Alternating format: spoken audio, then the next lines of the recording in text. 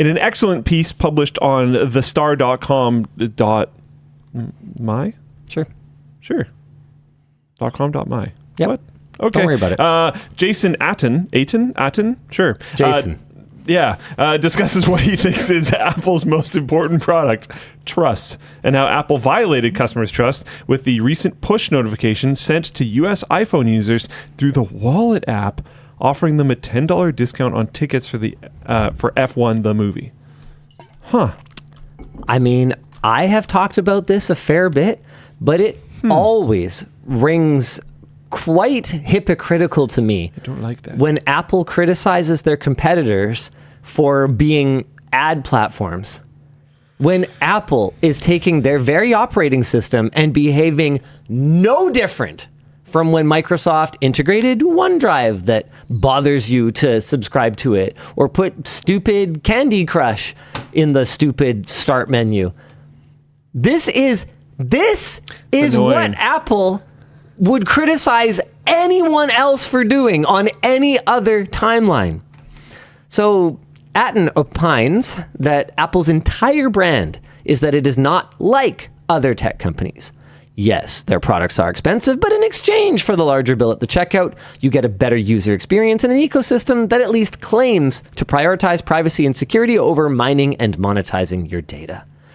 He says that when Apple uses an app most associated with security and trust to advertise to its users, it crosses a line. Absolutely. TechCrunch reported on widespread social media complaints about the promotion and noted that a new offers and promotion setting for iOS 26's Wallet app suggests that Apple plans to push more marketing through the app in the future. The push notification, this is funny, is actually in violation of Apple's own App Store guidelines. Guideline 4.5.4 states that push notifications should not be used for promotions or direct marketing purposes unless customers have explicitly opted in to receive them via consent language displayed in your app's UI, and you provide a method in your app for a user to opt out of receiving such messages. So Jason goes on to say, a company that has spent years telling the world that privacy is a fundamental human right, a company that famously took on Facebook and limited how apps can track users across other apps and websites, just used its own system-level app to send out marketing content that users didn't ask for and couldn't opt out of. That's not a great look. How much money did they get for this?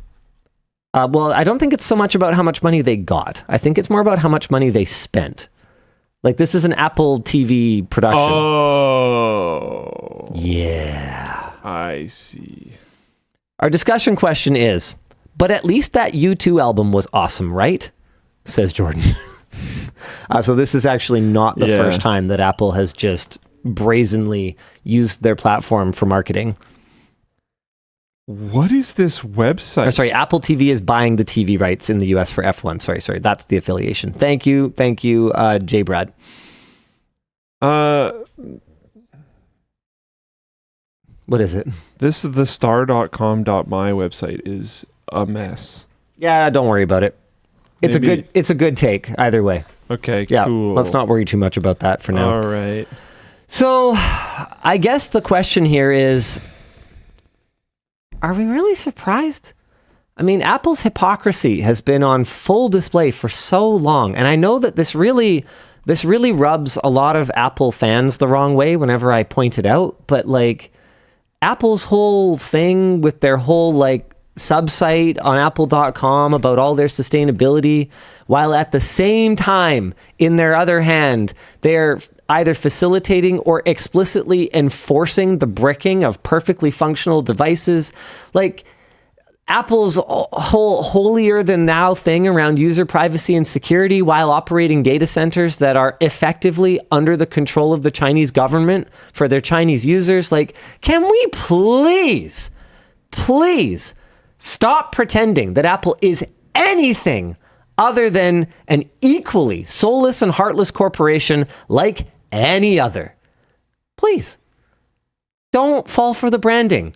That's all I ask. And when Apple rubs me the wrong way over this stuff, a big part of it is honestly not that they're behaving any different. This is Honestly, not any worse than, Samsung promoting their crap to me on my Samsung phone or Google promoting their crap to me on my Google phone. The difference is that those guys, for the most part, just kind of own it. Google's like, yep, we're an advertising company. Whereas Apple sits there and just blows smoke up their own asshole about how amazing they are and how much they care about this stuff. No, you don't. When the rubber hits the road, you guys will sell us out as fast as anyone else. And here's the proof. In F1. Okay, rubber hits the road didn't quite work there, but the F1 thing, you know what? I'm standing by it. Rubber. It's, one of my problems that I'm having is like some people in Flowplane chat and some places that I'm seeing elsewhere. I think this directly ties into what you were kind of just talking about. But people are like, oh, but it's good though. It's like, man, you can't. That doesn't work. Because what if the next one's not good? Well, yeah. Cobby says, except for Linus Media Group Incorporated. They have a soul, right? No. I'd like to think that some of the people who work here have a soul. But the company itself. I'd like to think that influential people who work here have a soul and care. But as soon as you go public, you are beholden to your shareholders. And in that case, your shareholders are in it for literally one thing. Like in our case, our primary shareholder, that's me, has to get out here every week and talk to you guys directly. And you guys talk to me directly. Sometimes very direct. Linus, we need to talk. Okay? That video you did on the lawnmower today, didn't enjoy it. Actually, for just like a Friday showcase, people seem to be kind of into the lawnmower video today. They said it's a lot better than the pool robot one we did.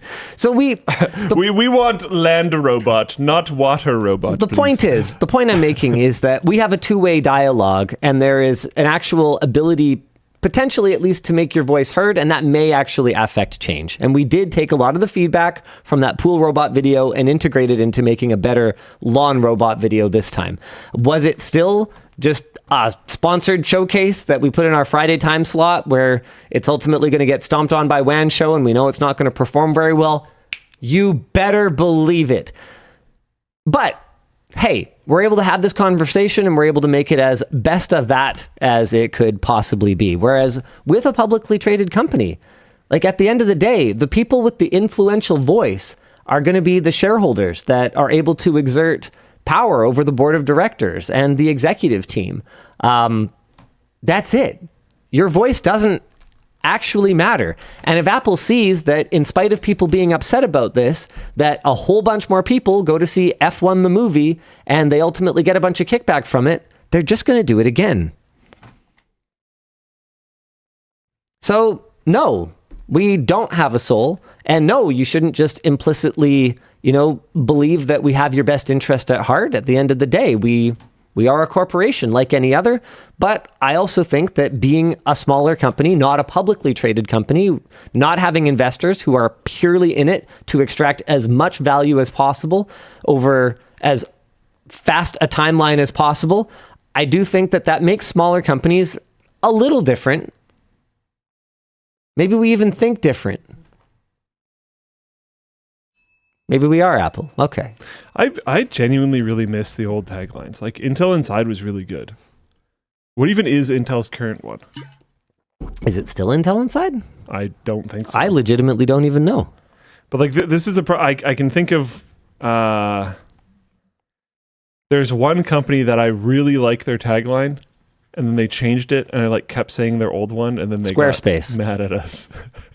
Build it beautiful. It was so much better. What is it now? I don't know. Who cares? Once you get one that's really good and everyone likes, you should probably just keep it. Is this just nostalgia glasses, though? Are you just a boomer who remembers? Build It Beautiful was good. Who remembers things the way they liked it? Intel Inside was good. Think Different was good. What is Apple's now? What's ours? I don't think we have one. Maybe we should. Ignited passion for technology. That's on our mission statement. Yeah, that's not it, though. Yeah, that's not it. Light things on fire. I like that. Dude. When I did that interview and talked about sort of how we see our role in the tech space as like going around and like starting little fires and like seeing what burns. You know, what I was thinking was ignite passion for technology. But the context around the events that happened at that time with the California wildfires. Oh no. And the fact that I was down in California. Oh no. And the timing of the release of the video, like the wildfires hadn't happened yet when I used that analogy. Yeah. So maybe we... Sometimes doing stuff in public is hard. Yeah, how about we sprout passion for technology? We'll change it. Sure. Sprout it. It sounds more Impregnate Canadian. it. Oh. Impregnate passion. Yeah. That... Plant seeds of passion. Yeah.